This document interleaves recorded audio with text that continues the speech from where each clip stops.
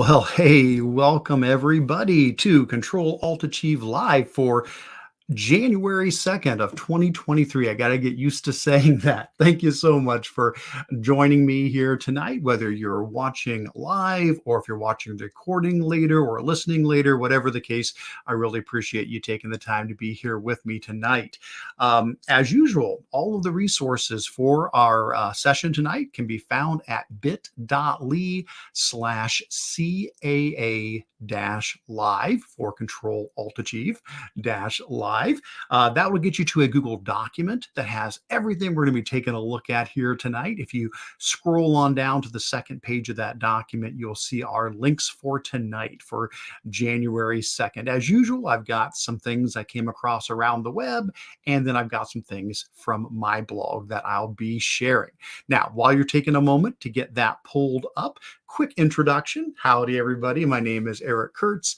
I am an education technology specialist up in Northeast Ohio, and this is year 31 for me that I've been in education. That's my day job, and then on the side, I run the website Control Alt Achieve, where I share out lots of EdTech resources, a lot of googly things, but EdTech resources in general. If you want to connect more with me, at the top of that document, you will see lots of ways to do that. My blog is linked in there. My email is there, Twitter, YouTube. If you want to get a little deeper in, you can join our Control Alt Achieve email discussion group. We've got over 500 people in that group that ask questions and share resources. It's a great way to connect with others. You can also sign up for my weekly newsletter and connect in other ways that you see there. So definitely feel free to connect with me in whatever way works best for you. Below that, you do see the information about the upcoming live streams. I'm trying to do this every Monday night. Sometimes it may not work out. I do have some conferences coming up that might conflict with that. So there may be some weeks where we're off, but most of the time Monday nights at 7 p.m. Eastern. And so you can see January 9th and 16th will be our next ones. And I've already got the links in there for the streaming on YouTube, Facebook, and LinkedIn, as well as a calendar link. If it's helpful for you just to add this to your calendar, you can click that link to do it. Or you can subscribe to the entire Control Alt Achieve calendar with this link here. That way you won't miss anything. It'll always be there. And then below that, I want to talk about leaving feedback. And because I don't want to just be talking to you guys, I want to learn from you. I want to hear from you. So all throughout the session here tonight, please provide feedback. You can do this in a number of ways. If you want to leave some comments in the chat on whatever streaming service you are watching, please do that. I see Jeff Bradbury just said hi. Hey, thanks, Jeff. So glad to have you here with us tonight. I'm going to feel a little bit nervous now because Jeff is like, a professional live streamer. And so, Jeff, afterwards, you need to let me know everything I'm doing wrong because I guarantee you I am still learning here.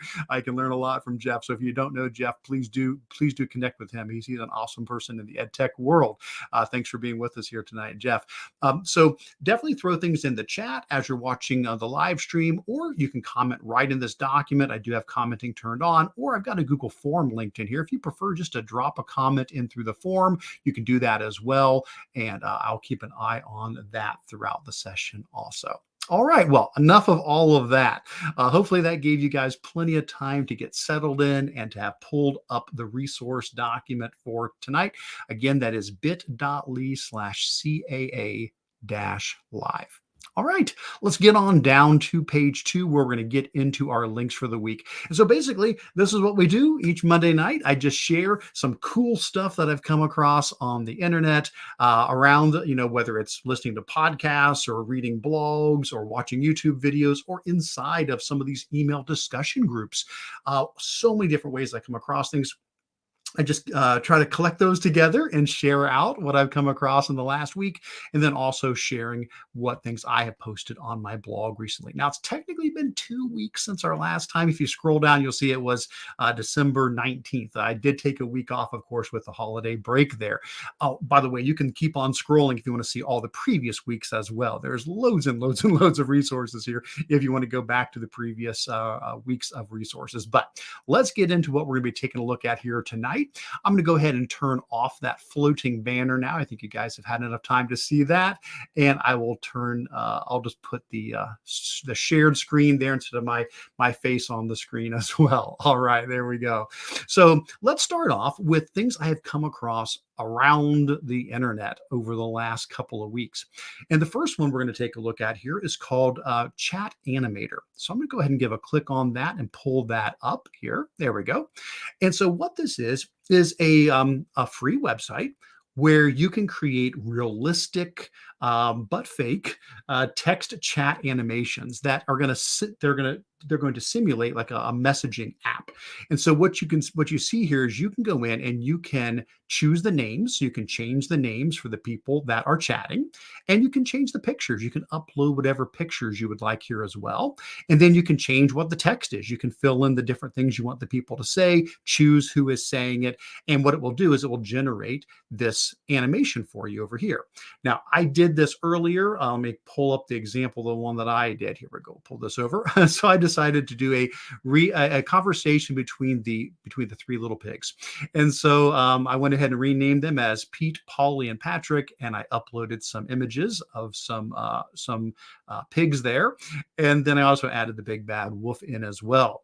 Below there, then I went ahead and filled in the different conversations I would have them having and chose who would be speaking. And you can always add more messages if needed. And in the end, here we have this conversation between the three little pigs and their houses. And then, of course, the big bad wolf shows up at the end of the conversation as well. Now, when you get done doing that, you can click on record animation at the bottom. And when you do that, it's going to make two versions for you. You're going to get a WebM video version of it, and then you're going to get an animated GIF as well. It does take a little bit of time. So the WebM downloads quicker, but if you keep waiting, then it will say that it's processing the animated GIF, and it will create that, and that will get downloaded as well. So I thought this would be a neat one for lots of possibilities here. I mean, you could have this being a situation where a student is telling a story between some different characters, or they're just explaining a concept, having characters talk back and forth to explain a concept from class, or maybe it could be characters from a book they're reading, or it could be somebody from history. A lot of possibilities there, but it could be a fun way to engage students in creating these animated GIFs of these text conversations. So that's Text Chat Animator. And by the way, I believe this is from Video. That's the company that puts this out. They have a video editing tool, but they provide this as a free resource for anybody to use. So pretty neat stuff there. All right. Pop on out of there and move on to our next link of the week. So next up, came across this one called Infinity Whiteboard. So let's go ahead and give a click on this and pop this open for you guys here. So Infinity Whiteboard is from a teacher named Jake Gordon. And if you look at the address here of the website, you'll see it's called Maths Universe. So mathsuniverse.com is his full website. And you can probably guess real quick that this is not from the US. Anytime you hear maths, you're usually dealing with somebody who is from the UK or from Australia or New Zealand or something like that. And that is the case here as well. And so he has a large website called mathsuniverse.com that has lots of other things. So if I pull out the infinity part and just go to mathsuniverse.com, you can see he's got lots and lots of great resources here. This is a new one that he has just put out here recently, and I thought it was a great one to share with you guys. So what this is a free online whiteboard. And there's a lot of whiteboard tools that are out there. But what I like about this one is it is so super easy to use. There's, no login. You don't need to worry about, even signing up for this. You basically come to the site. You can go with the code they've given you here, or you can type in your own code if you want. And then you just hit go, and boom, it's going to launch this whiteboard. Now, some of the cool features about this, once we get into it, I'll show all of this to you, is that you can this is an infinite whiteboard in the sense that there's no end to it. You can go as far as you want. So you can add as many things onto this as you need. And it's got all the normal tools you'd expect with, like your annotation tools and so forth. But some of the things that make it really slick is how easy it is to add content to it. So let's go ahead and I'll pop on into this one. pull this up. So there's our whiteboard. Again, we can zoom out and zoom in. And if I use my right mouse button, I can pan around as well. And of course, I can draw with any of the different colors here. That's pretty straightforward, just to simply draw something. I can also highlight if I want to highlight, and I can erase as well, or I can hit the trash can to boop, wipe everything off of there. But like I said, what's so neat is how easy it is to add other content to this. If I come over here to the bottom right, there's a little picture icon here, picture emoji, and that is to add content. And I can do this a number of ways. I can take a photo with my camera and add that right in. I can also use my webcam, and I can also just upload something from a folder. I'm just going to grab something from a folder here. So let's go ahead and go into my resources, and we're going to grab this one here. So this is just a PDF. And what's cool is you can see how quickly it takes that PDF and pulls the whole multi-page PDF right onto the whiteboard.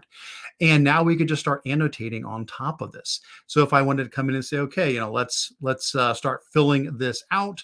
In this case, we're supposed to, name the angle below in 3 different ways. So I could say, well, this could be like angle CAT. Now I'm using my mouse here, guys, so be a little forgiving with me. I could pull this up on my Chromebook. It's touch screen, but I'm on my desktop right now, so I'm using my mouse there instead. We can also draw pictures here. Draw a picture of an acute angle. There we go, and an obtuse angle. Now, what's nice about this though is not only can I keep adding in as many things as I want, I can also give other people this code. So like right now, if you guys want to, you could jump in this with me. Basically, you just need to know what the code is. And the code for this one, in case, I don't know if you saw that, I'll drop it into the chat there in case anybody wants to jump in here with me. This is the code for the one that I'm in right now. It was the letter C and then the letter N, the letter Q, and the number 7. So CNQ7. If you were to go to the link in our agenda here for the Infinity Whiteboard, and I can actually just add the full link in here for you guys if you want to. I'll make it easier for you so you don't have to type in anything extra there.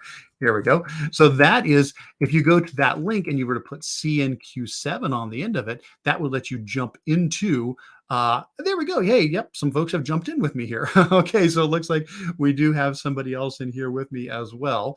Some things are starting to move around, which is totally fine. So again, if anybody wants to, feel free to jump in, and you guys can write on this with me as well.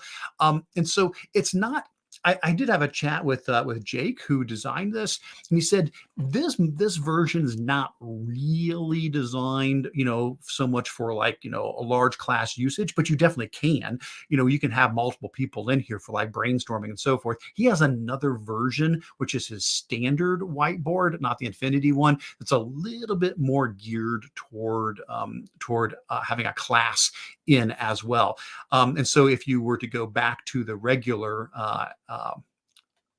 whiteboard, the Maths Universe page, if I go back to the regular Maths Universe page, you'll see he also has a link to his standard whiteboard.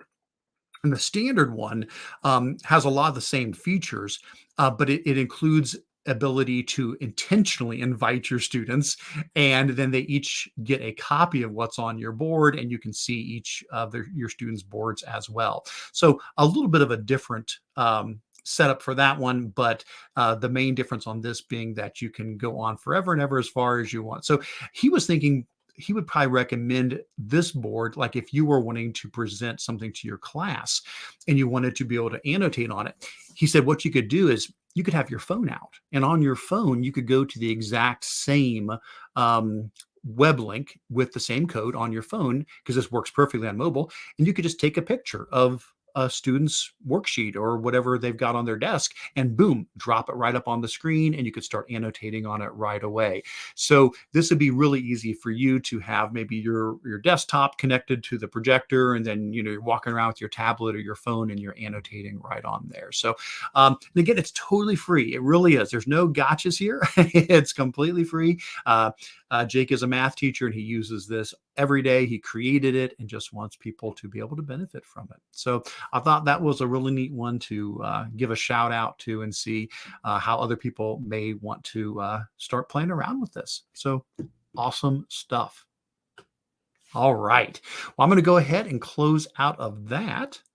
And looks like we have a little bit of activity in the chat. Mindy had a question about the animated text and the students. Mindy, I'm not sure. You may want to repose that question. I don't know if I quite caught your question there. You're asking about the animated text for the students. I believe that was when we were chatting about the chat animator there. If you want to repose that question, please feel free to do so. All right, let's keep on moving. So the next one that we have up here is called Dollar Street. Now, Dollar Street is a website that I found out about from Lancy Collins. Now, Lancy is one of the members of our Control-Alt-Achieve email group, and she shares a lot of great things. And so I subscribe to her blog so that I don't miss a thing.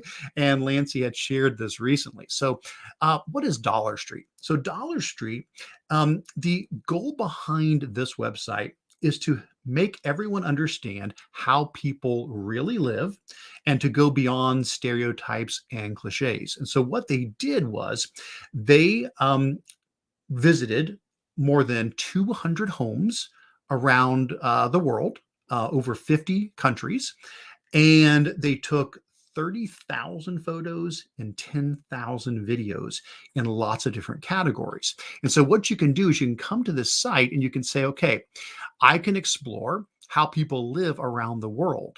And there's all these different categories, these different topics you can look in, like, well, what are homes like around the world? And if you choose homes, it'll switch over to the home pictures. Or, what are pets like around the world?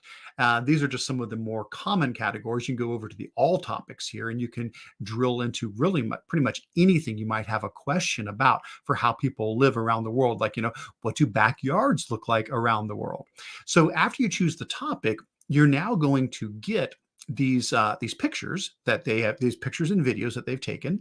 And then what you'll notice is running along the top is Dollar Street. And what that means is what they've done is they've arranged all these households based upon how much income is available to each person in the family, ranking them from the poorest on the left to the richest on the right.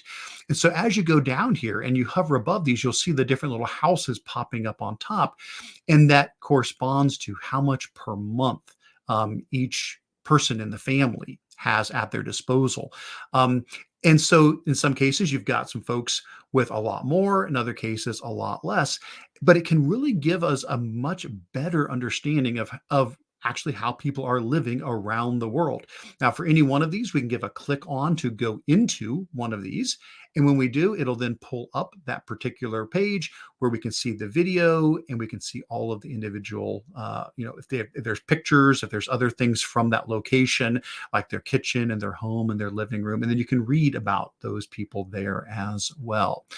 When you're done, you can just hit the little X and close out and head back to the main page. And again, just choose from your topics here what you want to take a look at here, maybe stoves, for example, see how everybody cooks in different parts of the world, and go down and click on any one of these. There's also a map option if you prefer that. You can go to the top right, give a click up there and choose map, and that will bring up a map of the world that shows all the places that they got to. So you can see there's not a lot in the US here, just a few spots in the US. This is more, again, like we're saying, to try to help people understand better how people live all around the world. And this is a growing project. They're going to continue to add more places over time to this. But really appreciate that Lancy shared this on her blog. I thought this was a really neat site and wanted to get this out on everybody's radar there. Awesome. Good stuff. All right. Well, let's close out of Dollar Street and we will keep on moving. All right. So our next link for the week is a Padlet collection of picture books. So this is from a good friend of mine, Steve Wick. Steve Wick, another wonderful educational technology person. If you're not connected with Steve, you definitely need to connect with Steve. Great guy. And what he has put together here is a Padlet of picture books that have been organized by category.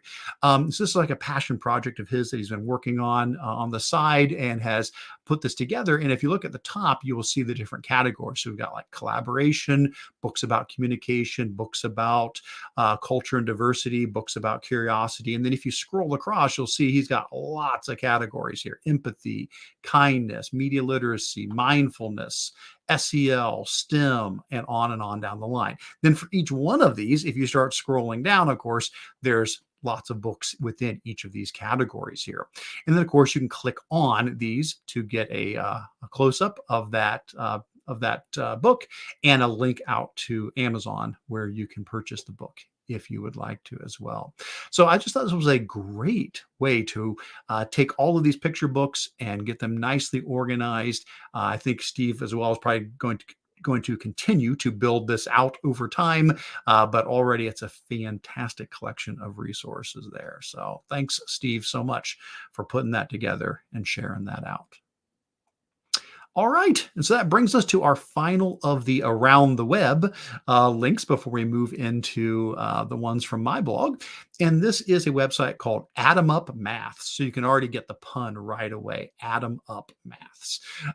So this, and there you go, and you see the word maths. So again, we are talking about something that's not from the US, since we say math and they say maths. So what is Atom Up Maths?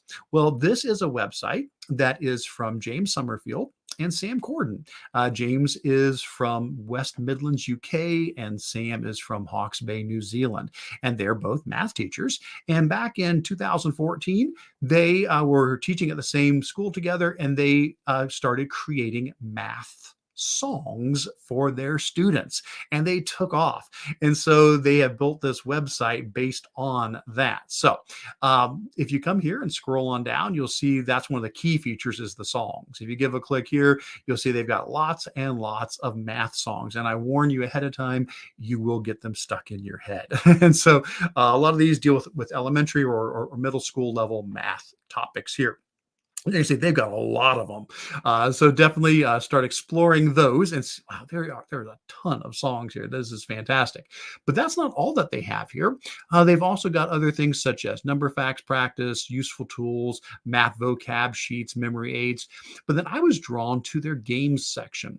And what I thought was kind of cool about their games section is that these are not digital games. They're not virtual. They're not online. These are actually print and play games, which I think that's awesome. I mean, if anybody knows me, I love board games. I love tabletop games. I love, video games too, but I really like to sit down with folks and roll dice and actually play games. Well, these are all print and play games. And so if you come in here and give a click on any one of these, for example, this is their Cross the Bridge game where you can do this either for odds and evens, negatives, primes, squares. And basically what you're going to get is you're going to get a printable game. So here's the game board, and then here are the instructions. In this one, basically what you're doing is you're rolling your dice, and you're rolling your die, I should say. And so you're going to get from 1 to 6. You're going to try to move all the way to the finish. But the problem is you can't land on a square. If you land on a square, you have to go back 3 spaces. And so you're trying to see, can you get across within, 10 tries? And it's a great way, in this case, for students to practice their square numbers by doing that. Awesome stuff. I just thought that was so neat to have that available there. So I really, really appreciated them sharing that. All right. Well, good stuff. Let's pause for a moment, take a look at our chat before we switch gears from the Around the Web to things from my blog. So we hear from Cami saying that's a lot of Padlet columns. Padlet's column feature is useful for so many things. Thank you, Cami. And Padlet is a tool I have used, not a whole lot. So I'm really glad to see more examples of it being used and being used in a powerful way. Hey, Doug, thanks. Doug said, great job. Appreciate that, Doug. And Carlos is saying he loves it. It's fantastic. Um, Ken saying that looks great. Looks like a great print and play game. Yeah, fantastic stuff. Well, thanks, everybody. Thanks for all those comments. Appreciate everybody chiming in there. Well, let's go ahead and switch gears and move into the second part um, of our links of the week. And these are going to be things from my blog over the last, in this case, the last 2 weeks, things that I've done over the last 2 weeks. So the first thing is we have finished up Chromus. Oh my gosh. I had not done a holiday themed thing for probably like 5 years. I think 5 years ago I did like like a 12 days of Techmas or something like that. And now I recall why I had not done it for 5 years, because it's a lot of work. It is a lot of work. But I had a great time. I learned a ton by doing this about Chrome. That's what I decided to do this time, was the 12 days of Chromeness. So if you haven't been following along with this, they're all done now. They're all there. So you can go to the original blog post where my idea was I was going to cover Google Chrome and talk about tips and tricks and helpful ideas and lesser known features of the Chrome web browser over 12 days spread out throughout December. So I did 4 each week for the first 3 weeks there. And they're all done now. The last 3 that I finished up have now been linked in. If you want to see the previous ones, you can either scroll down to the previous weeks where you can see days 6 through 9 and days 1 through 5, or you can just go to the Chromeness main page there and scroll on down, and you can get to all of them in one place. So what we wound up here with is basically 12 little videos and blog posts that cover lots of different topics related to Google Chrome. The videos, I tried to keep them short. They're as little as maybe like 3 minutes long and as long as maybe 9. I tried to keep them right around 5 or 6 minutes. So all in all, you've got over an hour worth of content here broken up into hopefully nice bite-sized pieces. So the ones that I finished up with, day 10 was about using the history tool in Google Chrome. And so if you head on out to that one, you see I had a 5-minute video on that one. And then I talked about 4 different ways to use the history tool in Chrome, including things like reopening a web page that you accidentally closed out of. And that may be one that you were not aware of, that if you accidentally close a tab, your history can let you reopen it very easily.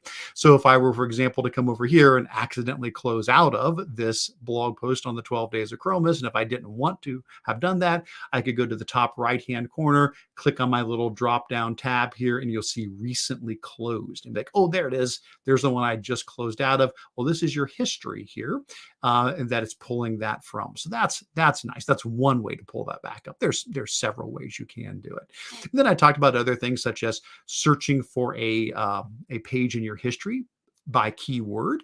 You're allowed to type the @ symbol in your URL bar, and you can search your history right from there as well. Talked about searching by date as well. And finally, this is one I love. If you didn't know this, opening up a web page from a different device. So if you're signed into your Google account on more than one device, like very likely you may be, like I'm on my desktop and I might be signed in to my laptop. I may be signed in on my phone.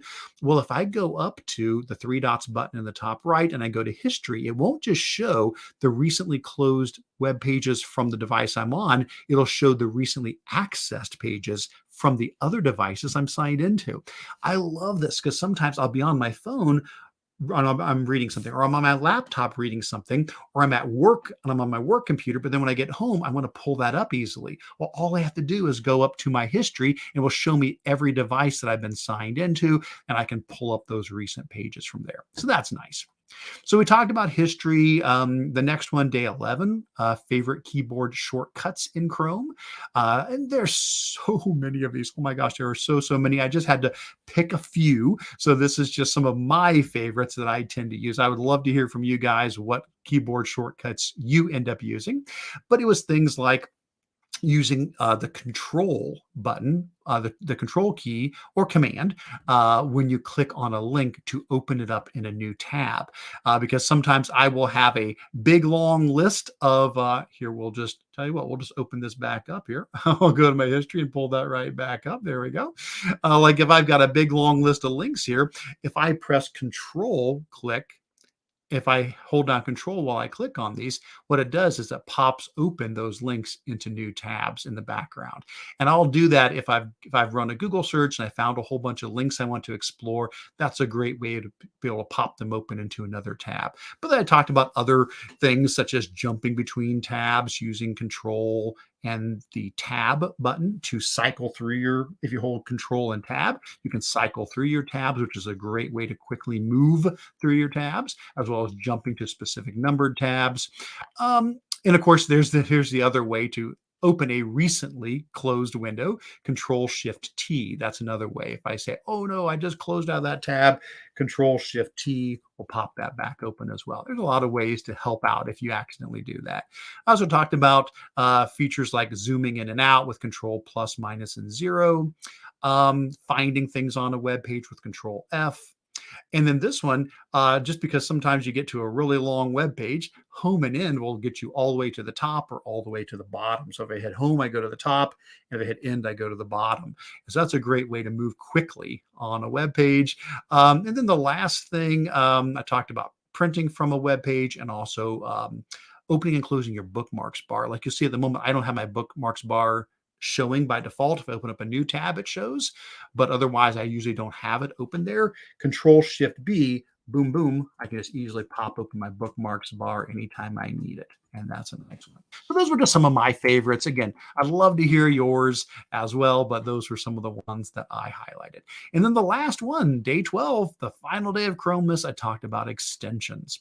Now, I know I do have a strange sense of humor to a degree, so hopefully you guys appreciate the image I used for Chrome extensions, like, you know, hair extensions. So yeah, this is Chrome with extensions here.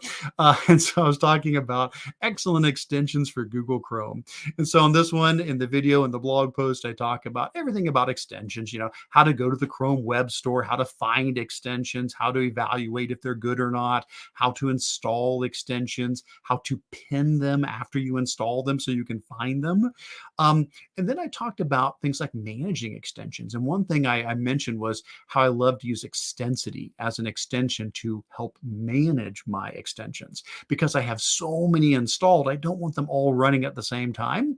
So I use the Extensity extension, which you can see up here in the top right, and I can easily turn extensions on or off. All I have to do is say, hey, I think I want to turn on Google Dictionary. Boom, now it's on. Oh, I don't need Google Dictionary anymore. Boom, it's off. Oh, I don't need to use Moat at the moment. Oh, it's off now. And so I can just turn them on and off without uninstalling and reinstalling them. This is fantastic because extensions do use up memory. And so if you aren't wanting to use an extension at that very moment, probably best to turn it off so that it's not using up memory on your computer, especially if you're using a Chromebook that may not have as much memory. You can really bog it down quickly if you got too many extensions running at once. And then the last thing I mentioned in this was just some of my recommended extensions. I have a spreadsheet where I try to keep a list of any extensions that I personally use or that somebody I trust has recommended. And so I do have a link here to that list. It's about 150 or so extensions in there. I would encourage you to check that out. Who knows, there may be something in here that you haven't seen before and you can pick up a neat new idea. Basically, I've got the name of the extension, a quick description of it, and a link out to the Chrome Web Store for each of these extensions. And if I've done like a blog post or a video or I don't know, maybe, you know, there's a training session I've done on one of these, I did include a column with resources. So if there is a link here, this is just additional information you can follow up for each one of those extensions as well. And again, I know I've left things out, so please let me know as well. Are there extensions here that you would recommend that I add to my list? Because I'm always looking for new ones to add as well. Awesome. So that's the 12 days of Chromis. It's over. It's done. I survived. Please do take advantage of all 12 of those. Hopefully, you'll find a lot of helpful ideas there. Feel free to share those with others as well. Let's see. I think we did get a couple more comments popped in here. Cami says it's always tough to pick favorite Chrome shortcuts. Control D is to duplicate is always a favorite, and Control 0 to find your way back after zooming in or out too much. I agree with you, especially that Control 0. I love zooming in and out with Control plus and minus, but then I'm not always sure, exactly how far in or out I've gone, and Control 0 gets you right back. Awesome. Good stuff. All right. Well, the next thing on my links of the week from my blog is I did do a wrap up of 2022. And so I do have a blog post here where I shared just sort of a review of the top things from 2022 related to the Control Alt Achieve blog, such as what were the top blog posts, what were my top tweets, things like that. So if you are curious to see, okay, well, what did people think was the best from what I shared in 2022, you can scroll on down here and you'll see, for example, with the blog posts, here were the top 10. So these were the things that, according to everybody else, these were their favorites of the new things I posted in 2022. You can follow any of these links to check out these blog posts. Chromis did make it onto that list, but lots of other things too here, like using drop-down chips to make closed reading activities, or the Chromebook touchpad tips in the poster, or the Google Sheets timeline creator. Lots of cool things like that. As far as YouTube went, my most popular video was about using the checklist feature in Google Docs, but how to do it with and without the strike-through feature in it. That people really appreciated that video, because I think other people shared my same frustration that, you don't always want it to strike through things. And so I had a little workaround for people on that, and that video seemed to be appreciated for that. As far as tweets, I did pick, I went to my Twitter analytics and I had it tell me what was my most popular tweet each month. So you can click on any of these if you want to check out what those tweets were. So month by month, the things that I shared that people were most excited about each month. I also included some information on travel. I got to go around and do lots of professional development in 2022. Did a lot here in Ohio where I live, but I did get to visit 17 other states to give trainings and keynotes and so forth. So here's all the places I got to go to, and I just want to say it was fantastic. If you're from any of those places and I got to meet you, I really, really appreciated getting to go there and to connect with you. And if you want me to come out to wherever you're at in the future, I would be glad to do so. Feel free to connect with me about my sessions. I've got a link here to my PD catalog of all the different things that I present, and would love to connect with folks and come on out to your conference or your school as well. Awesome. Beyond that, mention a little bit about the newsletter and the email discussion group, but I had to throw in something a little non-techy at the end. So here is my list of my favorite movies from 2022. So the only non-tech part of this. Now, I didn't get to see a lot of movies this last year. There's so many that are still on my list, but this was my list of my top 5 favorite movies that I did get to see in 2022. And of course, I'd love to hear if anybody agrees with any of those, if you also got to appreciate any of those movies, or what your favorite movie was from 2022. All right, good stuff. And then last up, the last couple of things here on my links of the week. I did get a chance to be on a podcast just over the Christmas break here. Let's pull this up. It was the Stronger Together Experience podcast with Matthew Joseph. And this is a great podcast, but right now he's specifically having folks on that are going to be speaking at FETC. And I'm going to the FETC conference in New Orleans here in just a few weeks. And so I was on talking about that, but we talked about lots of other things too. So if you're not going to FETC, you can still benefit from listening to the podcast podcast. It's not a real long podcast, like 20, 25 minutes. He tries to keep them kind of, short and sweet like that.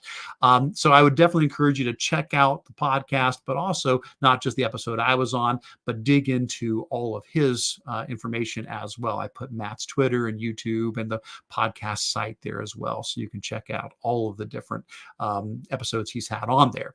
Now, speaking of FETC, though, if you are going to FETC, please do check out the list of my sessions that I'll be doing. I did put the link back into my my blog post from several months ago on my FETC sessions. I'm doing quite a few of them there. So if you are there and you can pop in any of these, I would love to see you. So please do feel free to join me. I've added a couple new things since I originally had set this up. For example, I'm going to be doing a Moat booth session, and there's going to be a free book giveaway at that as well. And I'm also doing another booth session for book creators. So I've added a couple new things to it. But most importantly, if you're going to FETC, I would definitely encourage you to jump into our sharing document. So I put together this document as a way for people to share questions and comments and things in preparation for FETC. And so what you can do is you can come here and you can add yourself to the list. You can say, yeah, I'm going to FETC. Well, put yourself on the list and share as much or a little as you want so people can connect with each other as we get ready for the conference. If you're doing sessions, you can list those here so everybody knows what it is you're presenting. And then we're going to include things like any, meetups, mixers, other events that are going on, attractions, restaurants, things to do while you're at the conference. People are sharing so many great suggestions for restaurants and places to go visit while you're there. And there's any questions or comments people have. If somebody has questions, comments, it's a great way for people to be able to connect in preparation for the FETC conference. And then I did the same thing for ISTE as well. I'm so excited to be heading back to ISTE again this year. We're in Philadelphia, and I just did a blog post with my ISTE sessions. And so I've got several sessions at ISTE as well. If you're going to be at ISTE, I'd love to see you there. But I did the same thing for ISTE that I did for FETC. I put together a sharing document. So if you're going to be heading to ISTE or attending virtually as well, either way is great.